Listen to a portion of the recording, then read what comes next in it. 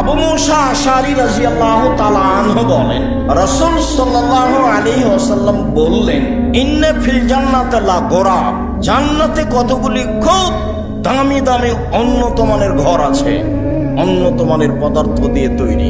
এই বিষয়ে মানুষের বোধগম্যের বাইরে। তিনি বলছেন, আল্লাহ তাআলা বলছেন হাদিসে কুদসি, আতাদতু লিবাদিয়াস সালিহিনা মা রাআত আইনুন ওয়া মা সামিআত উযনুন ওয়া মা খাতারা বিকালবে বাশার।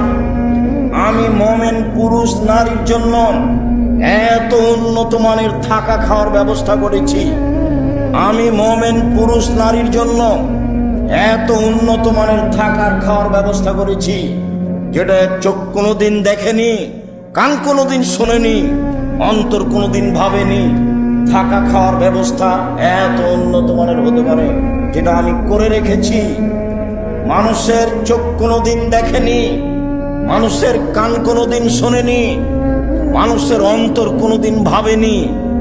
এত উন্নত মানের থাকা খাওয়ার ব্যবস্থা মানুষের হতে পারে, এই কথা আল্লাহ তাআলা বলেন হাদিসে কুদসি।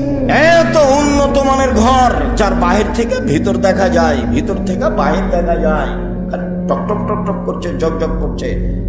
সাহাবীগণ বললেন, লেমান হাজিহি, এত দামি ঘর কার জন্য? অন্য বর্ণনায় এসেছে ওয়াদাহা, তিনি প্রস্তুত করেছেন। কার জন্য? এক, লেমান আলান আল কালামা, যার মুখের ভাষা নরম, যে ঝগড়া বিবাদ করে না, যে তর্ক বিতর্ক করে না, সমাজে অপ্রয়োজনীয় কথা বলে না, যার স্বভাব ভালো, তার জন্য এই দামি জান্নাত। দুই, অত্তাবা সিয়ামা, নিয়মিত যে নফল সিয়াম রোজা থাকে তার জন্য। তিন, আতামাত্তামা, অসহায় পুরুষ নারীকে যে খাবার দেয় তার জন্য।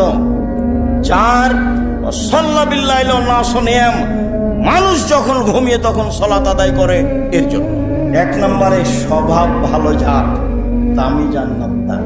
সদাচরণের যেদিন আলোচনা হবে সেই দিন মুহাম্মদ সাল্লাল্লাহু আলাইহি সাল্লাম সদাচরণের ব্যাপারে কি বলেছেন তা হবে। আজকের জন্য স্বভাব ভালো যার, দামি জান্নাত তার। অসহায় পুরুষ নারীকে খেতে দেয় যে, দামি জান্নাত তার।